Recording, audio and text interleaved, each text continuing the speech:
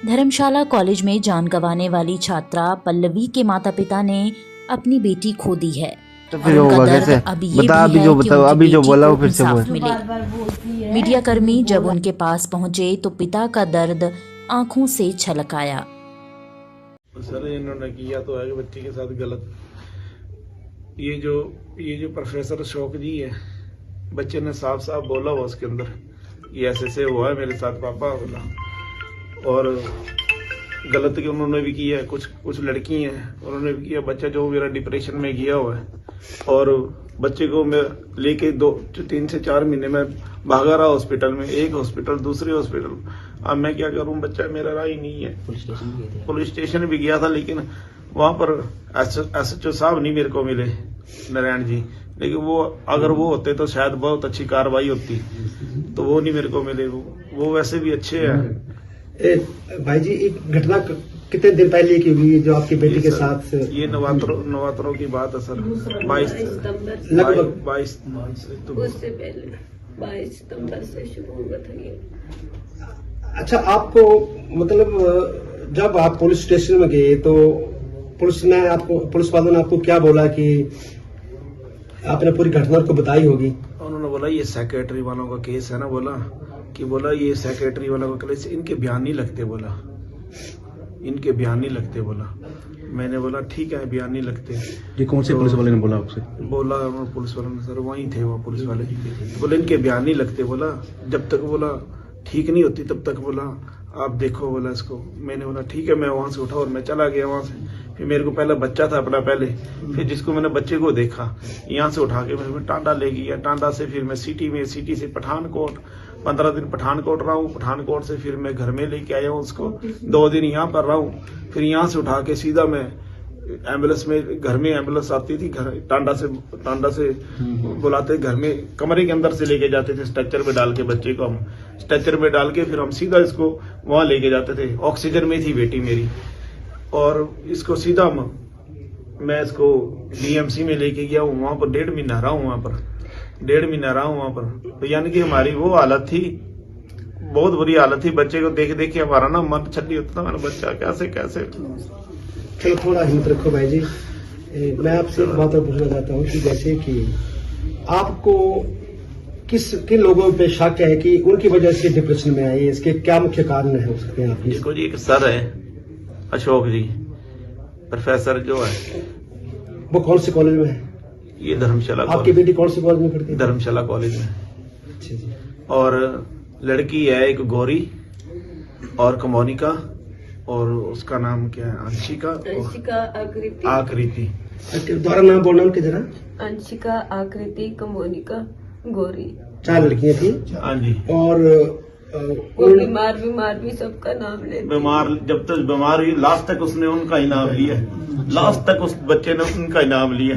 कि बोले इन्होंने बोला पापा मेरे बाल काट दिए, पापा मेरे को ऐसे किया। बाल काटे थे उसके। यहाँ बच्चा यहाँ बैठ के मैं उसको गोद में लिया, बच्चा साहब बोला पापा मेरे बाल काटे इन्होंने। मैंने बोला बच्चा तू टेंशन मतलब मैं तेरे साथ, तो तेरे को कुछ नहीं होने देता। मैं यहाँ से उठा के मैं स्कूल ले गया। पढ़ना है लास्ट टाइम तक बोलती थी मैंने पढ़ना है। मतलब पता तो हम यहाँ तक चला कि वो लड़की आपकी बड़ी होनहार थी। और पापा मेरे को पढ़ना, मैं तेरे को पढ़ाऊंगा, पापा मेरे को बाहर भेजना, पहले तेरे को बच्चा पढ़ाऊंगा, तू टेंशन मत ले, तू ठीक हो। मैंने वहां से लाना इसको उठा के, यहाँ से पूरा चलाना उसको। जब नहीं चला जाता तो उससे तो खड़ी हो जाती थी मैं, जैसे वो नीचे बैठने लगते मैं घुटना आगे करता, मैंने यहाँ बैठाना उसको मेरा बच्चा। पहले तो उसकी आवाज भी चलेगी, कितने दिन तो उसकी आवाज ही नहीं आई। 1 महीने बाद उसकी आवाज वेंटिलेटर में थी, 1 महीने बाद उसकी आवाज ही आई है।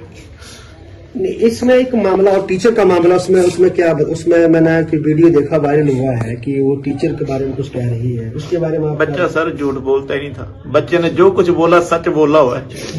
वो डिप्रेशन में बोला लेकिन उसने सच बोला, जैसे उसको सही उसने सारा सच बोला हुआ। टीचर को उसको पढ़ाता था क्या? पढ़ाता था उसको। टीचर का नाम बता सकते? अशोक। वो भी उस कॉलेज में लगा हुआ है? उसी कॉलेज में, धर्मशाला कॉलेज में। बस हम यही चाहते हैं कि हमारे बच्चे को इंसाफ चाहिए। इंसाफ आज हमारे बच्चे के साथ हुआ, कल किसी और के साथ ना हो।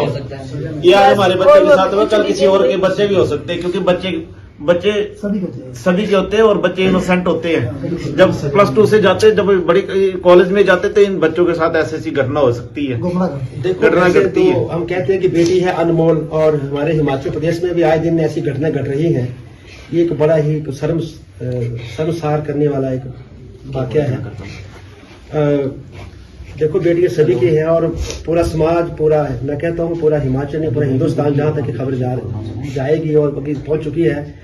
हमें काफी लोगों के मैसेज भी आए कि आप रिपोर्ट को खबर करें, और आप अपने आप को अकेला मत समझिए, यहाँ पूरे संगठनों के लोग आए हुए हैं। सर मैंने डीएमसी से फोन किया था जी मैडम एसपी साहब को, तो उन्होंने योल चौकी में उन्होंने पुलिस वालों को बताया था। जी जी डीएमसी से मैंने कॉल किया, मेरी बेटी बहुत बीमार है सर, कुछ करो।